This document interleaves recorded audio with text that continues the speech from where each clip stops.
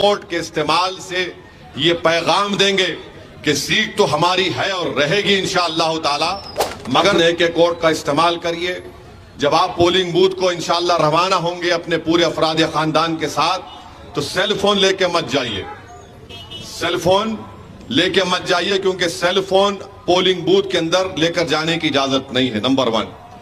दूसरी बात यह है कि जब आप बटन दबाएंगे, तो जब बटन दबाएंगे तो उस वक्त तक बटन को दबा के रखिए जब तक कि मशीन से आवाज नहीं आती, एक टी बोल के। जब वो आवाज आएगी आप उंगली हटाइए। उस मशीन के बाजू एक छोटी मशीन होगी जो आपने देखा होगा असेंबली इलेक्शन में, उसमें एक चिट्ठी निकलेगी जिसमें आप पतंग के निशान पर बटन दबाए तो चिट्ठी में पतंग की फोटो आएगी, 30 सेकंड तक आपको दिखेगी, फिर वो चिट्ठी नीचे गिर जाएगी। हमने 26 साल मेहनत करके हैदराबाद की पार्लियामेंट की सीट पर कामयाबी हासिल की। यकीनन इसमें हमारे बुजुर्गों का खून है, उनकी मेहनतें हैं, उनकी कुर्बानियां हैं।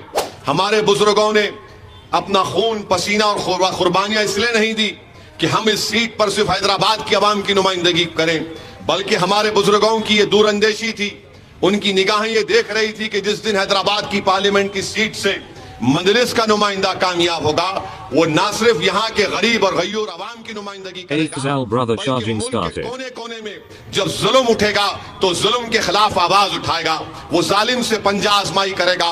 वो सिर्फ हैदराबाद की आवाम के इंसाफ की बात नहीं करेगा, बल्कि पार्लियामेंट को जब जाएगा तो जहां पर पूरे मुल्क का कानून बनेगा, वो हर उस कानून की मुखालिफत करेगा जो मजलूमों को कुचलने का काम करेगा।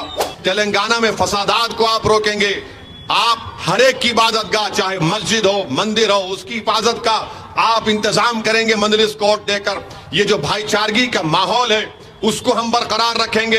अगर आप और हम इस बात को महसूस कर रहे हैं कि हमारे वतन में आज पेट्रोल 100 रुपए से ज्यादा हो चुका है, तो आप मजलिस के हक में वोट दीजिए। अगर आप इस बात को महसूस कर रहे हैं कि कीमतें आसमानों को छू रही हैं, महंगाई बढ़ रही है, तो मजलिस के हक में अपने वोट का इस्तेमाल करिए।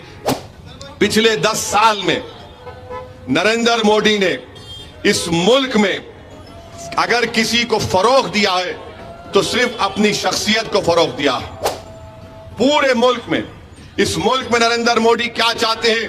अपनी इनफरादियत, अपनी शख्सियत। इस मुल्क में नरेंद्र मोदी चाहते हैं कि यहां पर इस मुल्क की एक जबान हो, इस मुल्क में एक आइडियोलॉजी हो, इस मुल्क में एक टैक्स हो। ये नरेंद्र मोदी की आइडियोलॉजी। अगर आप देखते हैं तो आज भी दलितों पर जुल्म होता है, वो जुल्म खत्म नहीं होता है। उत्तर प्रदेश की यूनिवर्सिटी में 4 बच्चे एग्जाम लिखते, चार बच्चे एग्जाम लिखते, आंसर शीट पर कुछ नहीं लिखे, क्या लिखे? जय श्री राम लिख दिए। तो एग्जामिनर उनको क्या दिया? 50% मार्क्स दे दिया उनको। अब आप बोलेंगे कैसा हुआ? ये इसलिए हुआ क्योंकि एग्जामिनर को मालूम था अगर मैं 50% नहीं दूंगा तो पूरे आ जाएंगे नारे लगाते हुए।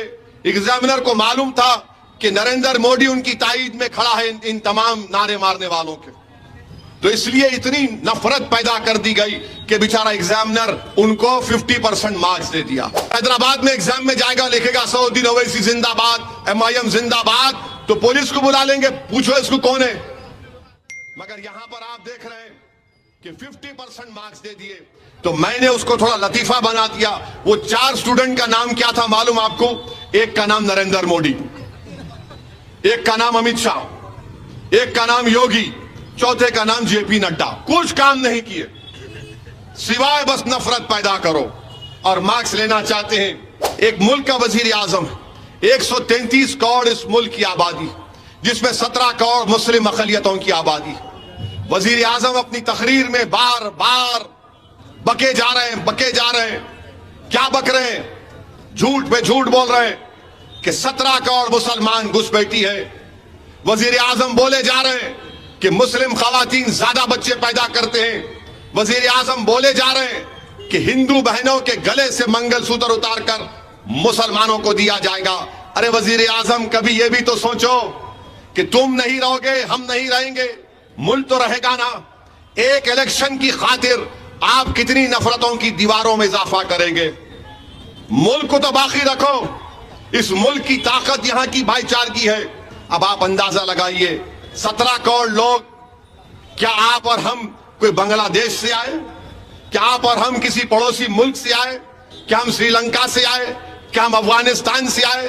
कहां से आए हम? अरे हम यहीं पैदा हुए, हमारे बाप दादा नहीं, बल्कि अगर आप निकालेंगे तारीख तो 500-600 साल से हम यहां पर हैं। मुसलमान औरतें ज्यादा बच्चे पैदा करते। अब मैंने कहा कि गवर्नमेंट का डेटा यह बताता है कि TFR यानी टोटल फर्टिलिटी रेट मुस्लिम खवातीन का गिरा है, बहुत गिरा है। अब आप बोल रहे बच्चे ज्यादा पैदा कर रहे, क्यों झूठ बोल रहे आप? अब मैं अपनी तकरीर में आपके जिला सरवर नगर में तकरीर करते हुए मैंने कहा कि गवर्नमेंट का डेटा बोलता है कि सबसे ज्यादा कंडोम मुसलमान मर्द इस्तेमाल करते। इनको बड़ी तकलीफ हो गई। फिर कैसा बोले? अरे तुम्हारा गवर्नमेंट का डेटा है, मेरा नहीं है, तुम्हारा गवर्नमेंट का डेटा है। TFR रेट हमारी बेटियों का गिरा है। और फिर उसमें नरेंद्र मोदी बोल रहे बहुत बच्चे पैदा करते। मोदी जी आपके 6 भाई हैं, अमित शाह के 6 बहनें हैं, गोलवालकर के तो 11 थे। उन पे क्या बोलेंगे आप? उन पे कुछ नहीं बोलेंगे। मगर ये झूठ RSS, अगर आप यहां पर कोई 70 साल के ज़ईफ बैठे तो उठकर बोलेंगे वो इसी सही बोल रहा है। वो 50 साल से हम सुन रहे हैं यही झूठ को, हम बच्चे बहुत पैदा कर रहे। हजरत आदम को दुनिया में भेजा तो अब्बा आदम पहला कदम भारत में रखे थे। ये हमारे अब्बा की सरजमीन है। अम्मा हवा जिदा में गए थे। अब आप बोल रहे हम घुसपैठी है। कहां के घुसपैठी हम? आप बताइए, आप लोग घुसपैठी हैं? आप लोग घुसपैठी हैं? तो हाथ उठा के बोलो कौन घुसपैठी नहीं है। अब ये हमको बताना, हाथ तोड़ गया, बटन दबेगा नहीं दबेगा? तो 13 तारीख को जाके बोलना हमको बोलता घुसपैठी ले, मार, वो करना। ये खाली हाथ उठा के नहीं चले जाना। अच्छा, तीसरी बात उनकी कि मंगलसूत्र लेकर हमारी हिंदू बहनों का हमको देंगे। अरे मोदी जी, मंगलसूत्र की बात अगर हम करेंगे तो लंबी जाएगी, बात गुजरात तक चले जाएगी। रुक जाओ आप। हम भी बहुत बोल सकते हैं, मगर अखलाक और अदब के दायरे में रहकर हम बोल रहे हैं कि आप मंगलसूत्र की बात मत करो। आपको मालूम, हाथरस एक जगह यूपी में जहां पर एक दलित बच्ची का रेप हुआ, वो रेप करने वाला कौन था? बीजेपी पार्टी का था नहीं था? जम्मू में आसिफा का रेप हुआ, याद है? बच्ची आसिफा, रेप करने वाले कौन थे? बीजेपी के लोग थे। उन्नाव में दलित बच्ची थी, हाथरस में आसिफा था, गुजरात में बिल्किस बानो थी। इन्होंने उसके रेप करने वालों को छोड़ा नहीं छोड़ा। अब आप चौथी मिसाल ले लो, कर्नाटका में इनकी ताईदी पार्टी का एक उम्मीदवार है, उसका नाम शायद क्या है, प्रज्वल रेवन्ना कुछ नाम है उसका नाम है प्रज्वल रेवन्ना। अब ये प्रज्वल रेवन्ना ने क्या किया मैं आपको बताता हूं। प्रज्वल रेवन्ना ने उन्होंने 2000 वीडियो बनाए। किसके वीडियो बनाए? उनके घर में काम करने वाली औरत का वीडियो, जिसको जिनसी इस्तेसाल बोलते हैं। 2000 वीडियो घर में काम करने वाली। एक 70 साल की बूढ़ी, उसका वीडियो बनाया। उसमें पुलिस में कोई ऑफिसर है, उसका वीडियो, कोई टीवी के एंकर है, उनका वीडियो, कोई गवर्नमेंट के ट्रांसफर के लिए आए, आप उनका वीडियो बना लिए। 2000 वीडियो उसके, ये उम्मीदवार, इसने अपने वीडियो बनाए। यानी औरतों से इस तरह से उसने उनकी जिंदगी बर्बाद कर दी इस कमीने ने। अब आप बताइए, उस शख्स के लिए नरेंद्र मोदी जाके वोट मांगे? नरेंद्र मोदी उस शख्स के लिए जाके वोट मांगा है और हमको बोल रहा है कि मंगलसूत्र निकाल के हमको, हम हिंदू बहनों से मुसलमानों को दिया जाएगा। नरेंद्र मोदी, आप भूल गए कि जिस शख्स के लिए आपने वोट पूछ रहे हैं, उसने 2000 ऐसे गंदे वीडियो बनाए। 2000 वीडियो बनाए उसने। गरीब बेचारी औरत परेशान है, मजलूम है, तकलीफ में है, तो इस कमीने ने, इस जालिम ने उनका इस्तेसाल किया और मोदी उसकी ताईद में वोट मांगने गए थे कि वो जब वीडियो निकले, रातों रात जर्मनी भाग गया, रातों रात जर्मनी भाग गया। अब नरेंद्र मोदी बोल रहे नारी शक्ति, नारी शक्ति। नरेंद्र मोदी बोल रहे मैं मुस्लिम खवातीन का भाई हूं, मैं नकोरे बाबा, तू तेरे जैसा भाई नहीं चाहिए हमारे को। देश का वजीर आजम है, एक गंदे आदमी के लिए यह सवाल हिंदू मुस्लिम का नहीं है। वो बेटी हिंदू की भी है, मुसलमान की भी कमजोर है भाई, आप उसका इस्तेसाल कर रहे हैं। लूवर पानी में आप लोगों को डूब मरना चाहिए।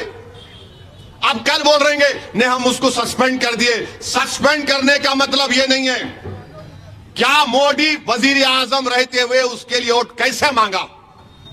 इससे बात साबित हो गई कि नरेंद्र मोदी की हुकूमत और पार्टी हमेशा ऐसे लोगों की तायीद करती है, ऐसे गंदे किस्म के लोगों की तायीद करती आ रही है। इनका अलाइज है, इनकी तायीदी पार्टी का उम्मीदवार है।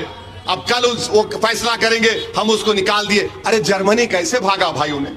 अच्छा अब थोड़ी देर के लिए सोच लो आप, अगर ये हरकत मुसलमान करता तो क्या होता?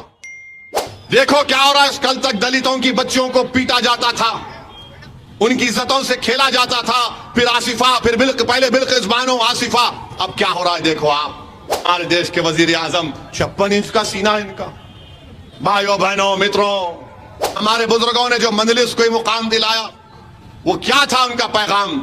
कि मजलूमों की एक सियासी ताकत हो, चाहे दलित हो, अल्पसंख्यक समाज, मुसलमान हो, उनकी एक सियासी ताकत हो, एक प्लेटफॉर्म हो उनका। इसीलिए मजलिस इत्तेहादुल मुस्लिमीन काम कर रही है। अच्छा मैं गया था बनारस, नरेंद्र मोदी वहां के एमपी हैं। मैं बनारस में 20,000 का मजमा था, उसको बोलते हैं बुनकरों की बस्ती, अंसारी भाइयों की बस्ती थी, जहां पर पावर लूम है। और वो उन्होंने कहा कि हमारे पावर लूम की इंडस्ट्री बर्बाद हो चुकी है। 50% हमारे बच्चे बड़े बड़े शहरों को, बंबई दिल्ली चले जा चुके हैं। उनकी बिजली का रेट इतना है बरखी का कि वो पावर लूम नहीं चला सकते। और ये सुनकर बड़ी तकलीफ हुई कि जिस पार्लियामेंट हल्के के नरेंद्र मोदी एमपी हैं, वहां के बुनकरों ने मुझसे कहा कि असद साहब अगर हमारे अब्बा का इंतकाल हो जाता है तो बिजली का बिल अब्बा के नाम पे होता है। ये गवर्नमेंट बीजेपी की हमारे अब्बा का नाम की जगह हमारा नाम नहीं लिखती। आपको सोचना पड़ेगा कि हम क्या बीजेपी को वोट देंगे या फिर हम अपने आईन को बचाएंगे। इस मुल्क को बचाओ मेरे भाई, इस मुल्क को बचाओ। तुम और हम नहीं रहेंगे, हम कैसा मुल्क अपने बच्चों को छोड़कर जा रहे हैं सोच लो। तुम्हारी मेरी जिंदगी का कोई भरोसा नहीं है।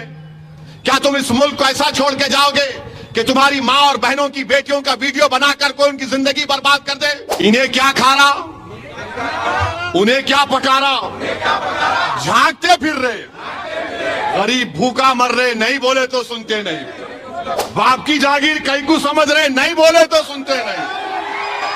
पाकिस्तान को ऐसा करता हूं वैसा करता हूं बोल रहे थे, पाकिस्तान को ऐसा करता हूं वैसा करता हूं बोल रहे थे, और चाइना से डर के बैठे हैं, नहीं बोले तो सुनते नहीं। ये इनका मामला है। अब आप जरा इसको फैलाइए, नहीं बोले तो सुनते नहीं।